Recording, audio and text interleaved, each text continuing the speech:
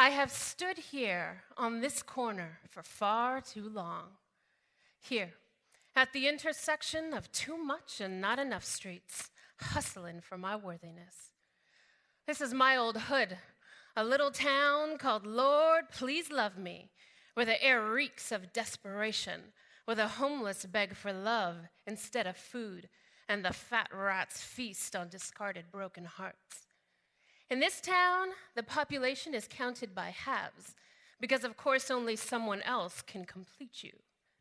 In this town, there's only one restaurant, an all-you-can-eat buffet serving guilt, shame, and servitude, where no matter how much you stuff your face, baby, you're guaranteed to leave hungry. And in this town, there's only one lesson taught in the classroom, that your value comes from out there, and you graduate the day you master the art of people-pleasing. And as the former mayor of this town, baby, that was my claim to fame. I grew up right around the corner here on 121 Daddy Come Home Street. You could drive by most Sundays and see me at 6 years old, 8, 10, standing at the doorway, nose pressed to the glass window, waiting. Be ready at noon, he would say, as though time meant anything to him. I'd spend the morning primping myself like a woman does on a first date. What started off as pigtails quickly evolved into hair teased just so, hey, don't judge, it was the 80s, y'all. The home would smell of chocolate chip cookies, his favorite, and I'd wrap them up tightly to keep them warm, thinking, oh, he is gonna love me. I mean, he's gonna love them. And I stood at that door, waiting. I remember the cruel ticking of the clock. I remember my mother gently pulling me away from the door, peeling off my coat, and making me hot chocolate to sweeten the bitterness of his absence. I stood at that door for much of my youth. And at 26, all dolled up on my wedding day, I sat in the back of a stretch limousine, my nose once again pressed to the glass window, waiting for him to show up to walk me down the aisle. There was no hot chocolate that day, just the bitterness. I quickly learned to displace his love with any that I could find. I would barter my grades for attention, prostitute my opinions for scraps of love. But as you know, you can't get full on scraps. Now, I ain't a victim. In my life, I have been loved in so many ways. That's what you all want to hear, isn't it? All the ways that someone else can soothe and comfort and fix it. Well, I have a soul contract in this lifetime to tell the truth, to use my voice to rattle the bones of comfort and complacency. I am not here tonight, folks, to link arms and sing you kumbaya.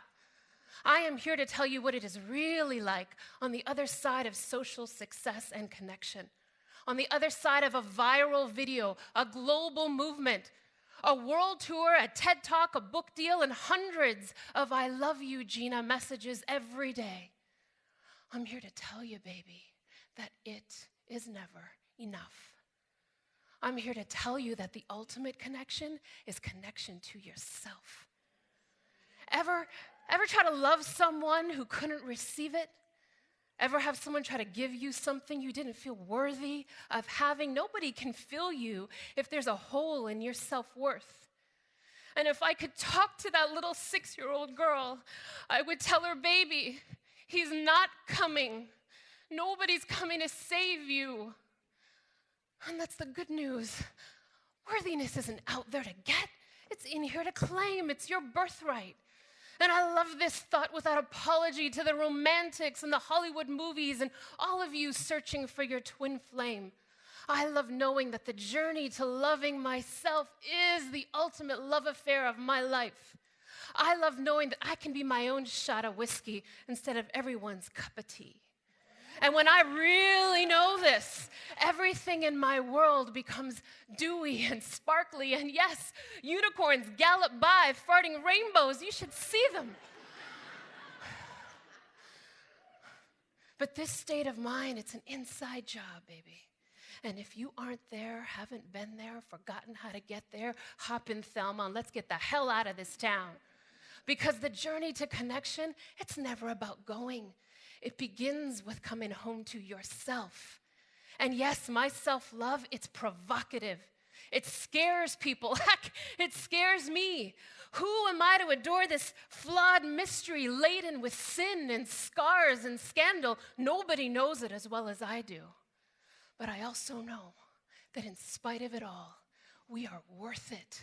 You are worth it. I am worth it simply because, baby, I was here.